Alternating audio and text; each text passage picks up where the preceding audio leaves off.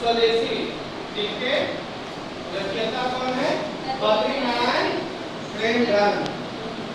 स्वदेशी कविता किनकी रचना है? बद्रीनारायण प्रेमचंद, जिनका जन्म हुआ 1855 ईस्वी में। कहाँ हुआ? मिर्जापुर में। और मिर्जापुर कहाँ है? उत्तर प्रदेश में।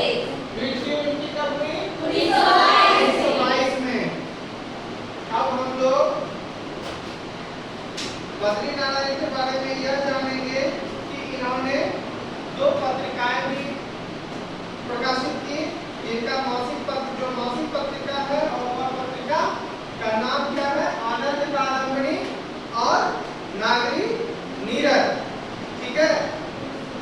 स्वदेशी कविता इनका लिखने का उद्देश्य क्या था? जिस समय भारत देश गुलाम था, उन्होंने यह महसूस किया, यह पाया कि देश में क्या है, चारों तरफ विदेशी सामान, विदेशी सभ्यता प्रसारित हो चुकी है।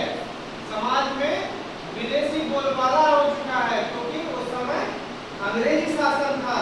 तो इनका जो पंक्ति है, पंक्ति हम स्टार्ट कर रहे हैं।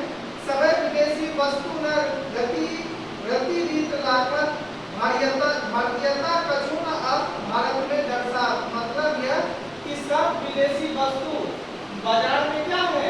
विदेशी वस्तुओं से बड़ा बड़ा बाजार है।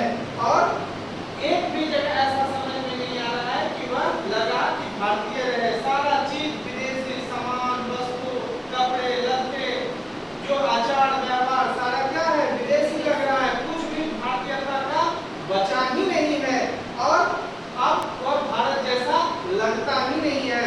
मनुष्य भारतीय देखी कौन सकत नहीं पहचान, मुसलमान हिंदू ईदों के हैं ये क्रिश्चियन। मतलब यह कि मनुष्य भारतीय देख के, मतलब भारतीय मनुष्य को देखकर भी ऐसा प्रतीत नहीं हो रहा है कि वह भारतीय है।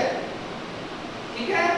क्या हिंदू क्या मुसलमान, मतलब ऐसा समझ में ही नहीं आ रहा है। जैसे हम लोगों के देश में क्या है, पहनावे और आने से यह पता चल जाता है कि यह हिंदू है, यह मुस्लिम है, यह सिख है, यह ईसाई है।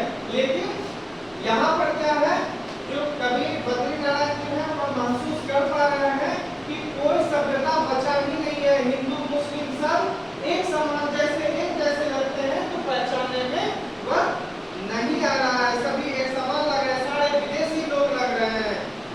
पढ़ी विद्या परदेश की, बुद्धि विदेश पाए, चाल चलन परदेश की, गई इन्हें अतिभाय। मतलब पढ़ी विद्या परदेश की, दूसरे देशों का विद्या हमने पढ़ा और बुद्धि क्या हो गई? विदेशी हो गई।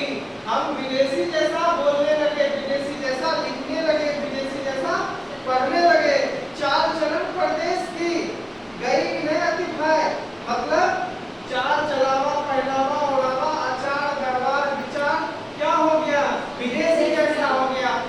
होता है ना कि हम जो चीज खाते हैं हम वैसा ही प्रवृत्ति ले आते हैं। जैसे हम शाकाहारी और मांसाहारी दो पार्ट हैं, उसी तरह अगर मांसाहारी हम लोग मांसाहारी का खाना भोजन करते हैं तो क्या प्रवृत्ति क्या हो जाती है? उग्र हो जाती है, आक्रामकता आ जाती है, इधर उधर हो जाता है। लेकिन